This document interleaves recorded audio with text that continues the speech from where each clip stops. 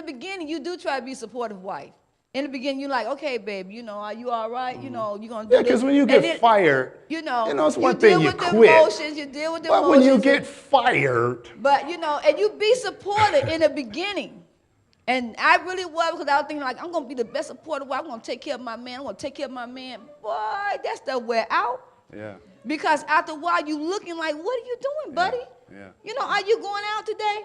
Yeah. You know, they had newspaper then. They didn't have internet like we Right. like there wasn't no now. internet. Wasn't no internet.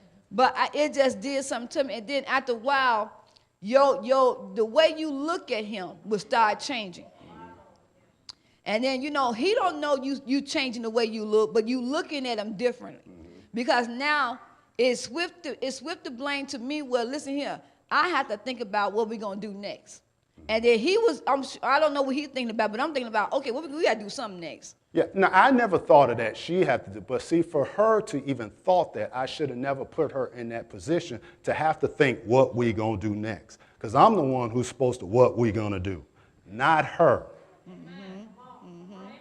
So I should have never put her in that position to, even though I was never thinking that. I never looked for her to do anything that way. But I should have never put her in that position to start thinking like that. But I think like that because I'm a planner. I'm a planner by nature, so I plan and I think about. I never see things just like a day today. We did today. No, I see stuff 6 months from now, and I always think like that. So it's hard for me not to just look at what we're gonna do now. If I'm thinking like, oh my God, if you don't get a job in 3 months and this stuff run out, how we gonna eat? You know, so I'm thinking like that. So then, in other words, then when that start happening, then I start, and then you know, the worst thing a woman can do is go to their daddy. I went to my daddy, and then my daddy brought in some groceries that just messed with him, because like, oh, I'm not providing for you because your daddy walked in. See, it's all these things that. And the thing about it, instead, you know, like I said, at that time, let me see, this was, oh gosh, I was probably 22 years old, I think, something like that, maybe. If I was 22, you were 21. Or if I was 22, you was 32. and whatever. You know, and she's right, because that did something, and it should have did something to me, because I was really out of order. See, because now I'm speaking for me. Now, you know, it wasn't as if I could not have got, see, let me tell you something. You've got to be very careful. You be out of something too long, you start getting used to it. See, you'll be like, well, okay, I look for one next week. See, and then everything okay, because at the time, you know, you getting a decent unemployment. That's enough to kind of, you know, pull you over. And then, see, you keep doing that, you start getting used to that. And then those 8, 10 hours, whatever it is, you normally at work at home, you start creating other habits.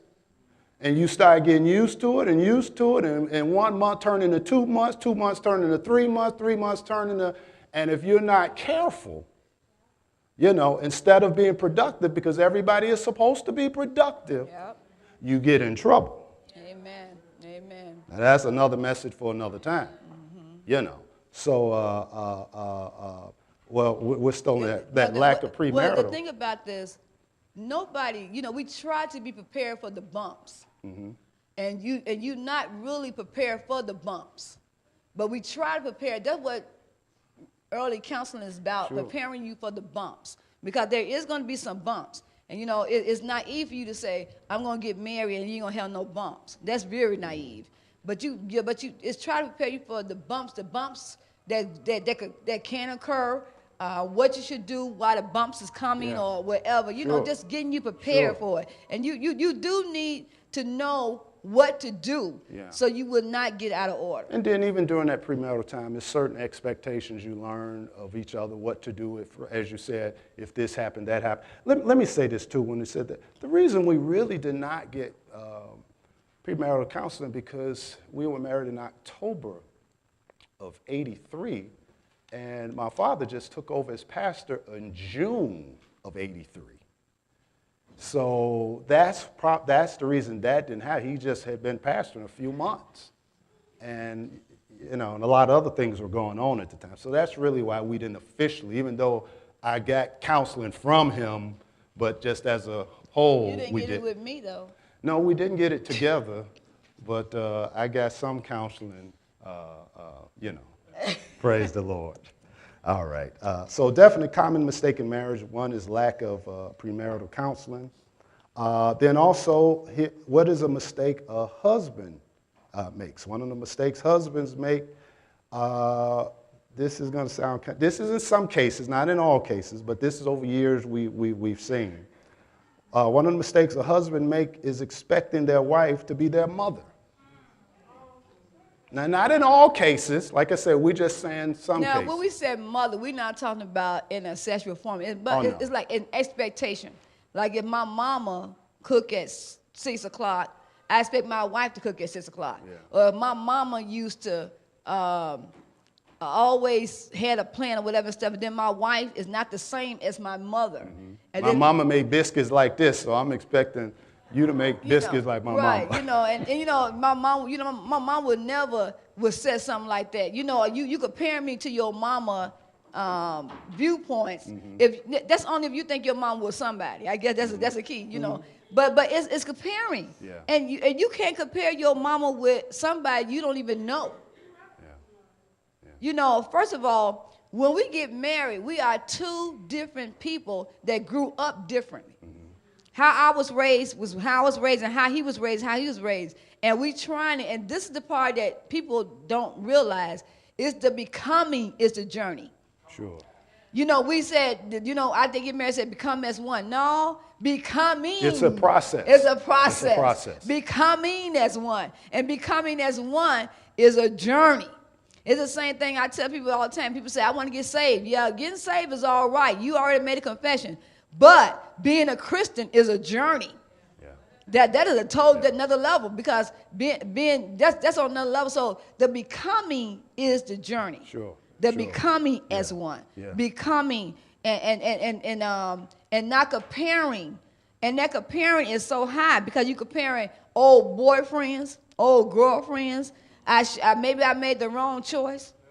I should have went over here and I shouldn't went over there. You know how I do. Then after a while, then you go to mom and tell mama she don't stay up at night and wait for me like you used to. No, nobody gonna stay up at night and wait for you like you used to be up. Yeah. Or she don't wash dishes that night, mama. You wash dishes that night, but you don't even wash dishes at night. Then you got your mama saying, oh, she's so lazy and she this and that, and you got mama talking about it and stuff, and everybody got these problems. Because of what went on with, and like what you thought what was gonna happen, and I'm serious, because when I got married, I did have to read a book that said I'm not your mama, because I felt he was like, you think I'm not your mama? I'm not in your defense, mama. No, I didn't. You were never treated that way. I wasn't treated that way, but I got the book. Well, you got so we don't want it. I know we going back many years, and but I did buy sometimes that book. our truths can turn as the years go on. But so,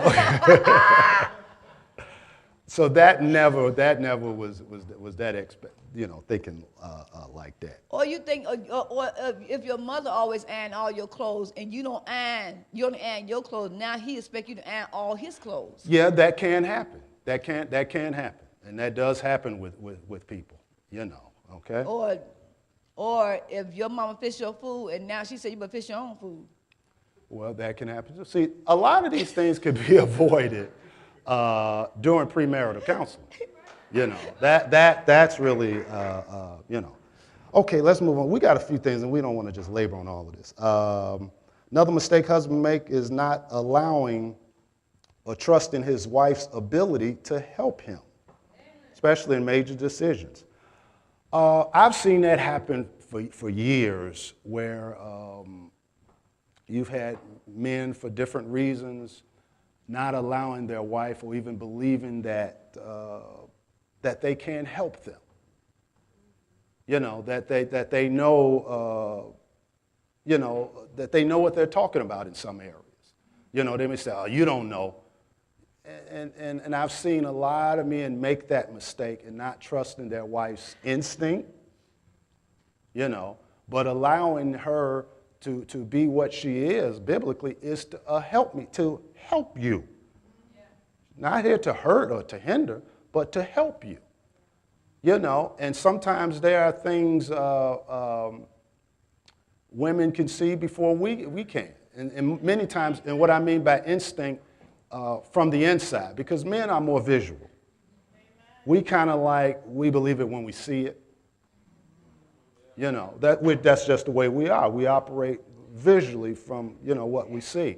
And sometimes women can operate more from the internal side. You know, we just call it instinct, but they can, register things from the inside. And many times it can be true, and sometimes we can be hesitant about it because we didn't see that. If we didn't see it, then maybe it's not so, because we didn't see it, because we're visual. And many times that's a mistake, not allowing husbands not allowing their wife, that they can help them, that to trust them. You here to help me, not to hurt me. Yeah, I always feel that I got your back. Yeah. I really do have his back. I see one of the things that I think he challenged me on. We first started doing this journey was we always had a gift family. We always had a gift family. We got a drummer, we got a piano player, we got a director, we got Crystal was everything to everything, I guess. And so we'll go to different churches and ministers would say, hey Doc, whatever stuff. And I can see different ministers was jealous of him.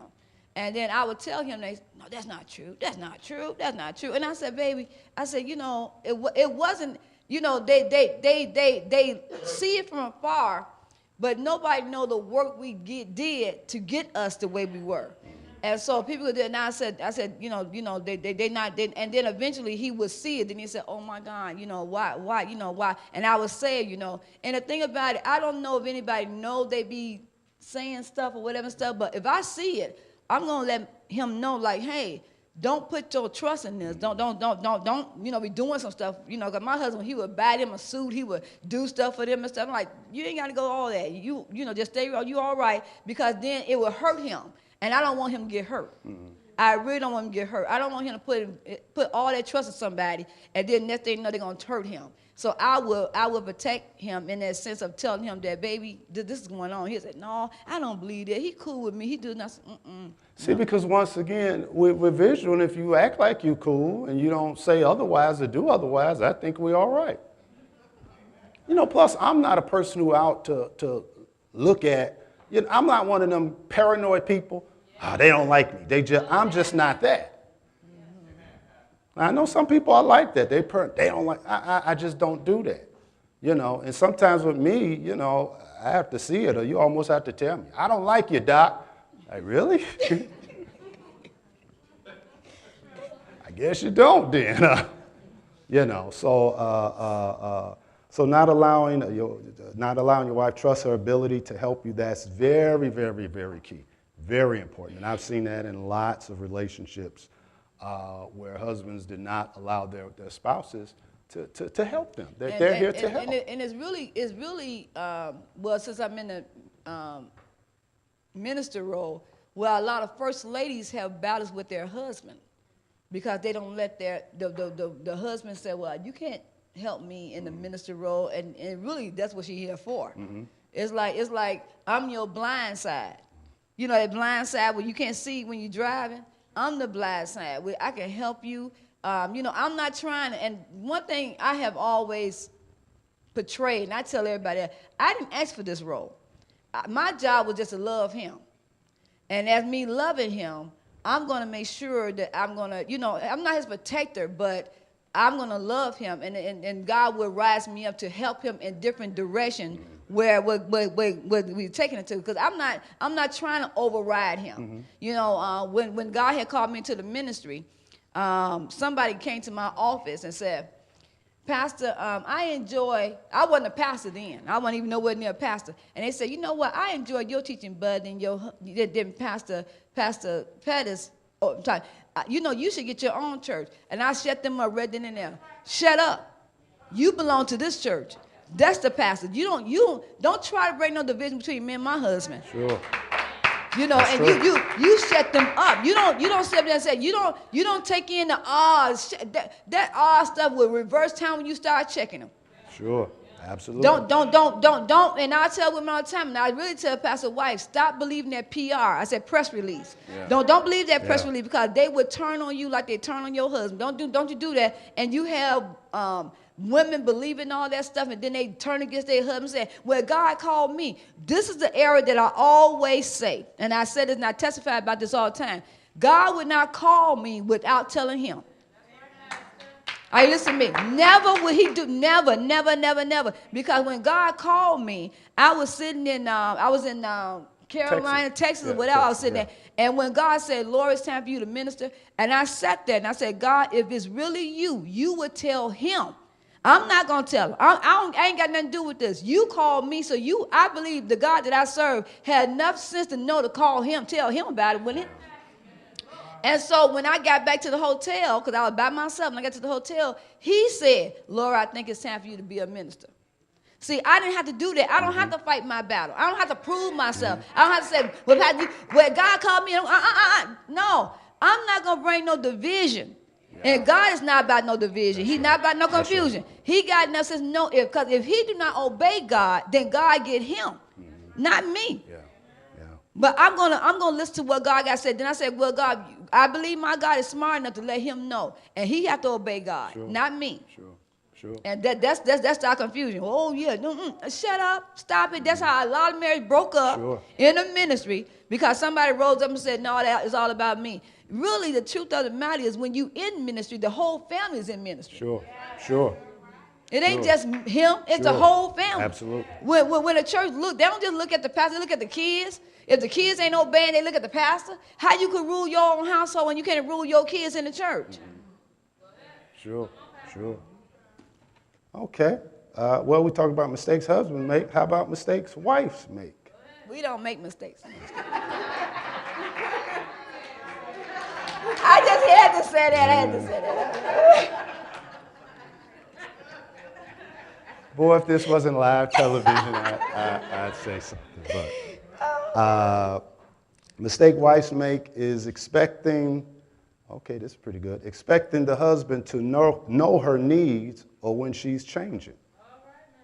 And we've said this for years. And sometimes wives can make that mistake and say, look at the husband, well, you should know. And I've been preaching this and saying this for years. We are visual. We are sense people. You have to tell us. Now, I know sometimes that mistake women say, well, I shouldn't have to tell you. You should know. And that's a mistake. You should know if I got a knife in my hand, there's something wrong. It's like if I got the knife in my hand, you know something's wrong. I got to tell you. I don't think we talked about that, did we? Now, if we're going to ad-lib, we're ad-lib.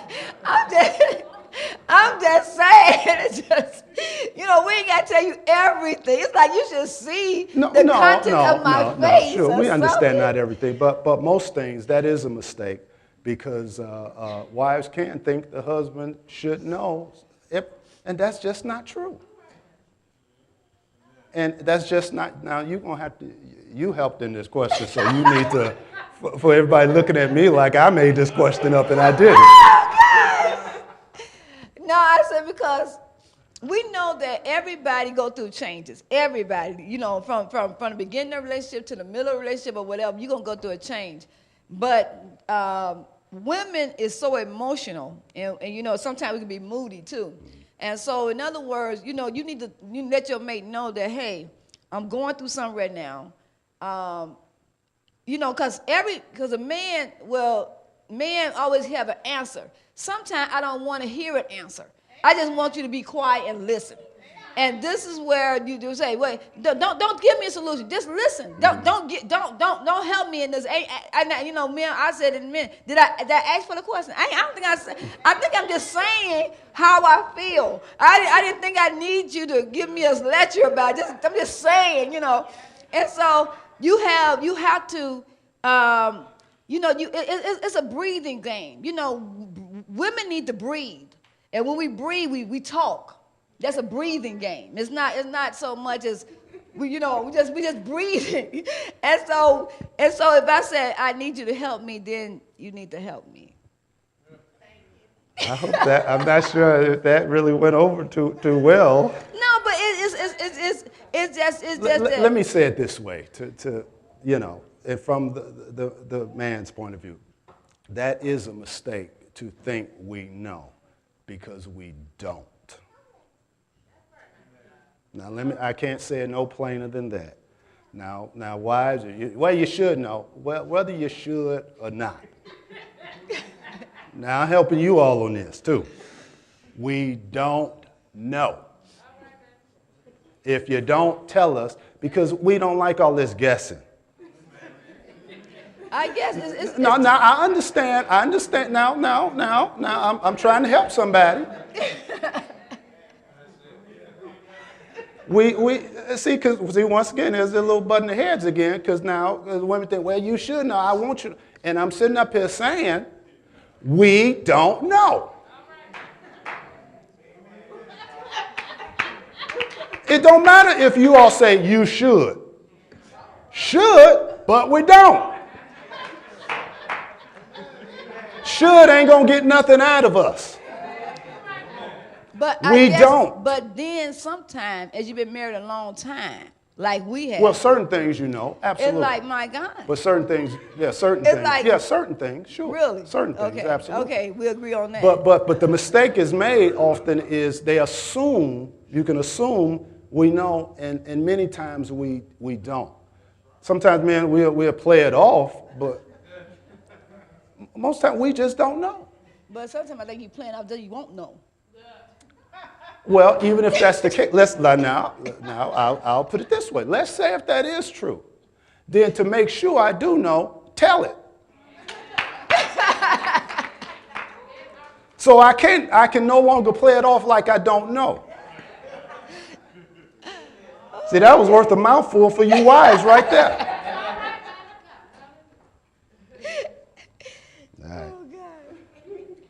All right. Another mistake wives make, expecting the husband will change after the marriage. If he was cheating on you while he was engaged,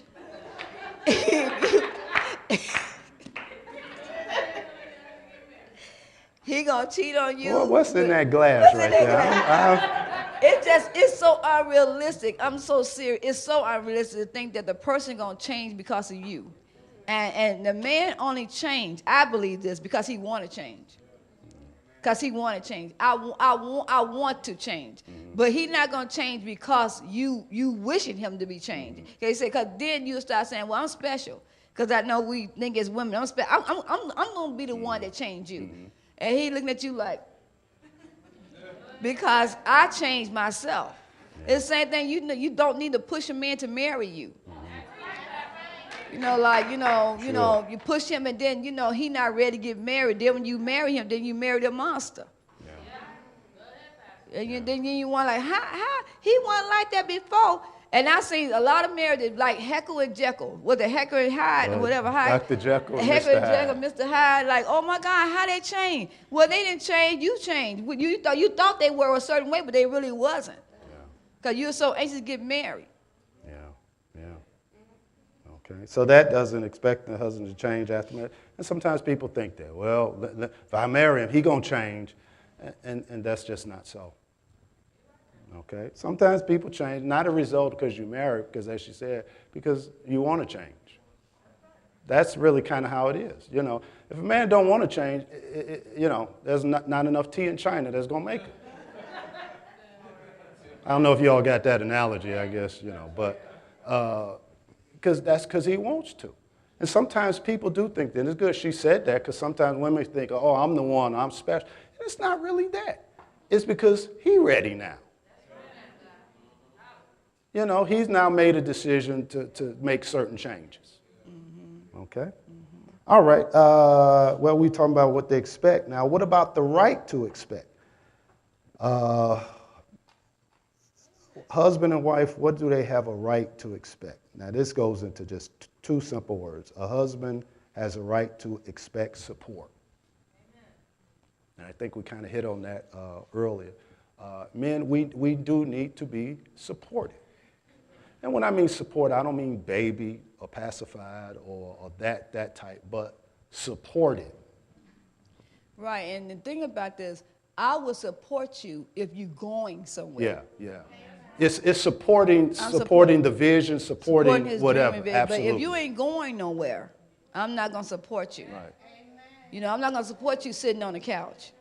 I'm not gonna support you drinking. I'm not gonna support you, staying out all night. I'm not gonna support you in there. But if you said, baby, I think we can do this and that, I'll be there. I'll be your biggest cheerleader. I'll help you along the way. We'll do a plan. We'll do that. But I'm not gonna support you being lazy. Sure. I'm not gonna support you sitting up here saying, well, and after a while, you should complete something. Now I'm very much big on completing something. Sure. I need you to complete something. I don't want to hear no more ideas. There's a time, you can go with the ideas for a while, but it's a time for you to complete something. Absolutely. And I need to see the completeness. I don't want no ideas no more. Okay, you got a vision over here, you got a vision over there, but now let me see you do something. Exactly. Something. Exactly. And then that even helps, as we talked about, as the marriage progresses, that even helps that support.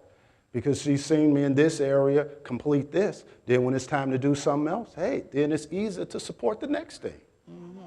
So that helps a great deal. A wife expects, we say one word, security. Security. And that is very, very, very important because, that's part of our makeup. We, as a husband, we've got to make the wife feel secure. And I mean secure in all areas. She should not be feeling secure about anything. Make her feel secure in all areas. In other words, I'm your covering. I got you covered physically, emotionally, financially, whatever it is, that I've got you secured. I got you secure. If we walking down the street and a dog come, I'm not going to push you in front to get bitten first.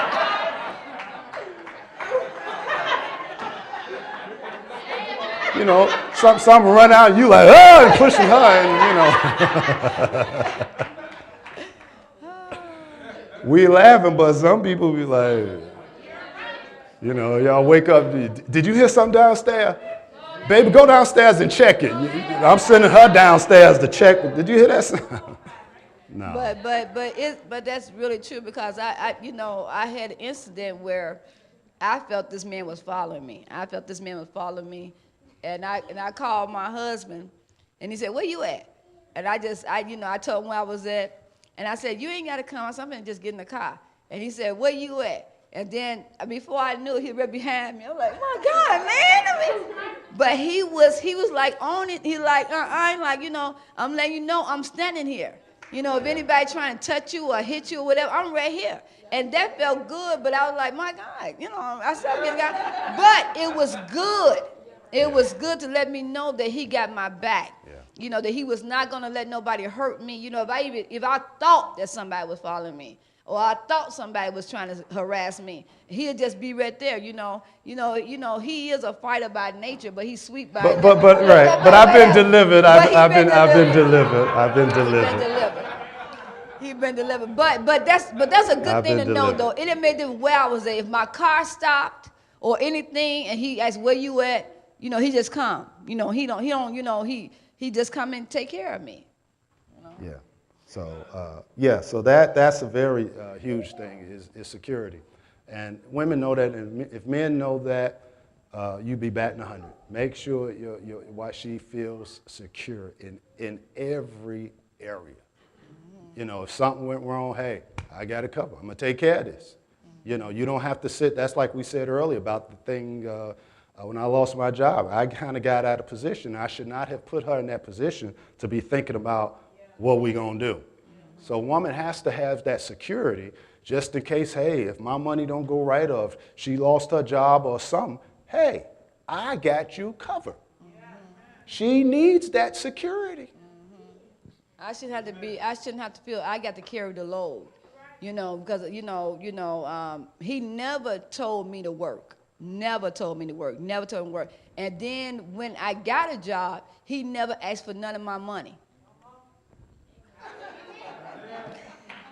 And that was real good because the money was for the kids or whatever I want to do with it stuff. Because he knew I was not foolish. I'm not gonna be foolish with money. I mean, I would invest in my house and my kids and whatever stuff. So it wasn't like I'm just a crazy woman just got money walking down the street. No, but he never asked me for no money, and and so that was assured that even though I'm working, he ain't saying, well, now you working, can you pay the light bill? Can you pay the gas now? I think that's foreign in 2015 now. Well, that helped me out a lot. I ain't paying nothing.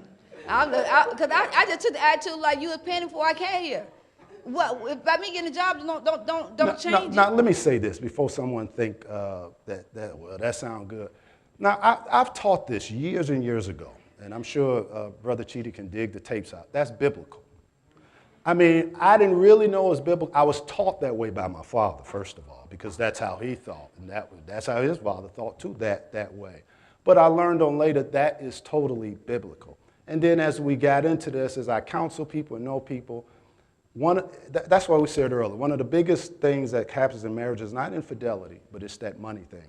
And I've seen women, wives, over the years that once they start feeling that low, feeling like they're the provider, it breaks them down because women are not designed to carry that load.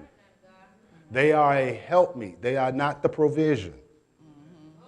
So whenever a wife is feeling like she's carrying that, she don't have the grace to do that. She has the grace to help.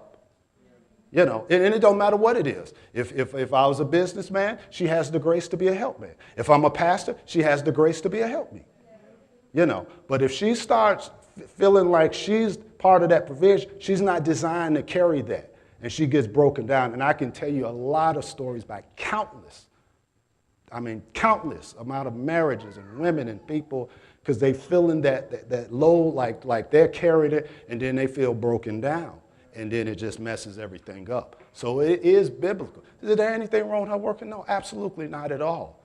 But now you have to be very careful. Like I say, this is where premarital counseling comes in, where you've got to be careful that when you become dependent on that, and then she feels like she's carrying that load, in the long run, it's going to break her down because she's not designed to do that. Now, I know we're in a world where women think I'm strong, I'm this or that, but see, you get out of position too.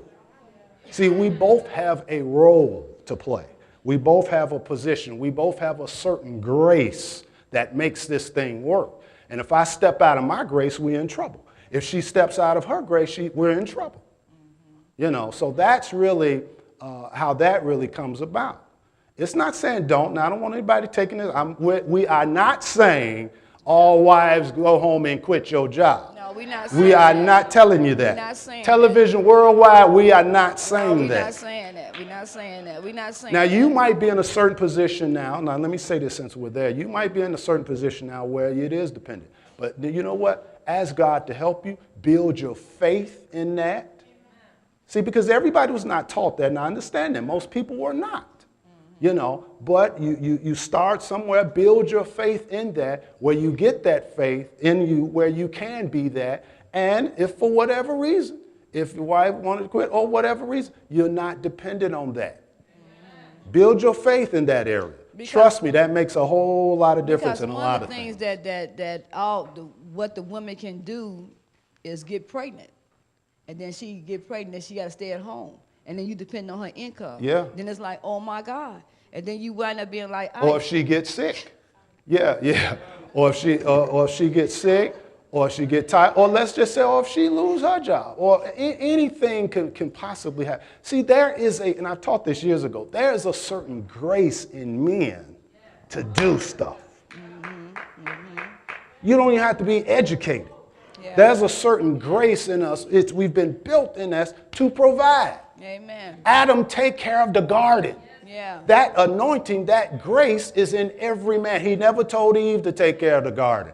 Adam, you take care of the garden. Amen. There's a supernatural grace in every man to do that. Amen. Mm-hmm. All right?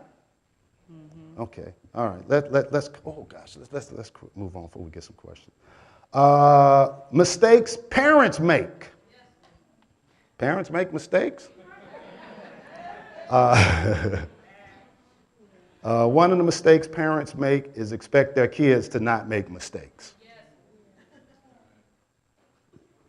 That is true. As a parent, sometimes you know. We have this imagination like, if you saw me being a fool, why would you be a fool? And the kid don't pick it up.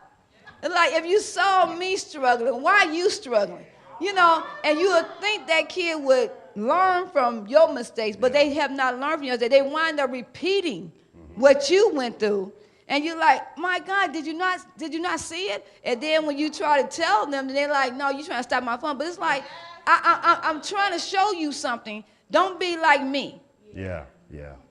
And kids, we want our kids to be smarter than us, to learn from us, and don't go through the same role we went through, because every kid think they smarter than their parents. Well, now you're getting into to one of the last things we wanted to say. Big mistake children make. Big mistake children make is thinking their parents don't know what they're going through.